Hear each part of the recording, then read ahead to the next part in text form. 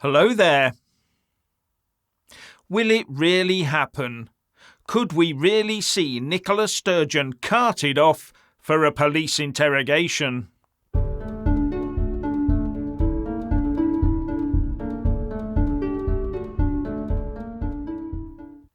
Now, there's a Truth Be Told rally at Trafalgar Square at 1 p.m. on Saturday the 13th of May, and this one concerns plans to start giving the you-know-what to vulnerable children with underlying health conditions who are over 6 months old.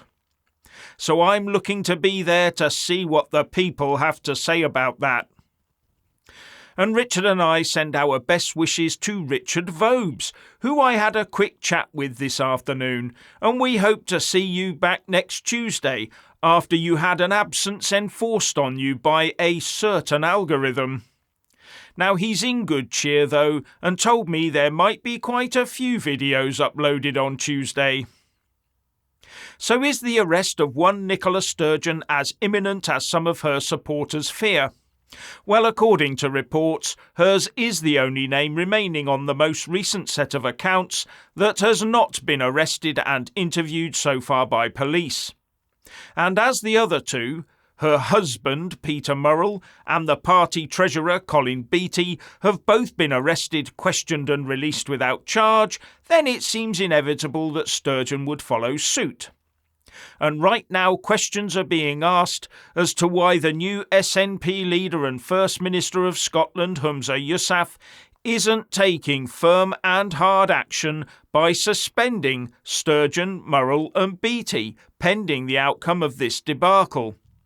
And there's also talk of an SNP rebranding exercise.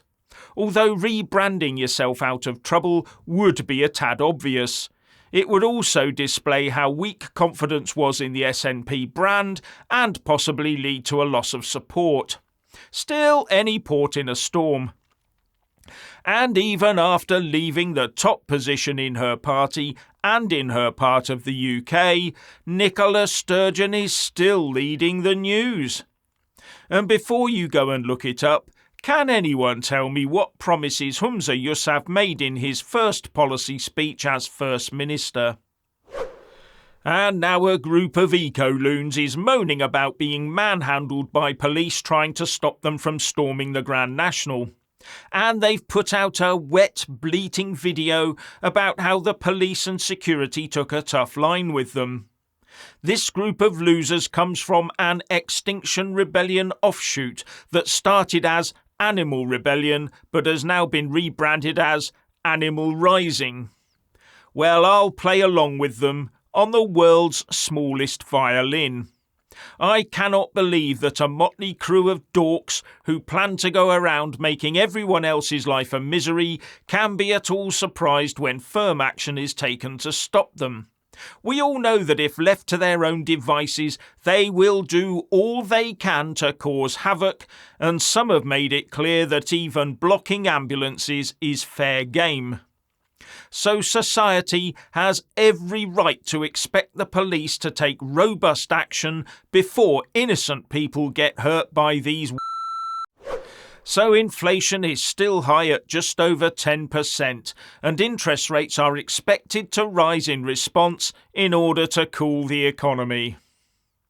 The trouble is that this inflation is mainly caused by fuel costs, from domestic to business to transport.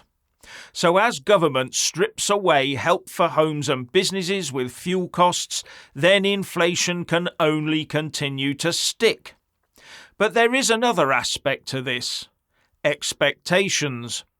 If you tell people that inflation is high, they expect to see prices go up, and that expectation can, I say can, be used by unscrupulous businesses to add a couple of pence here and there for extra profit.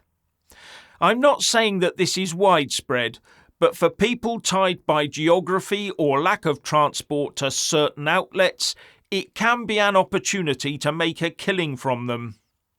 Those 15-minute neighbourhoods are going to be a gold mine for some people.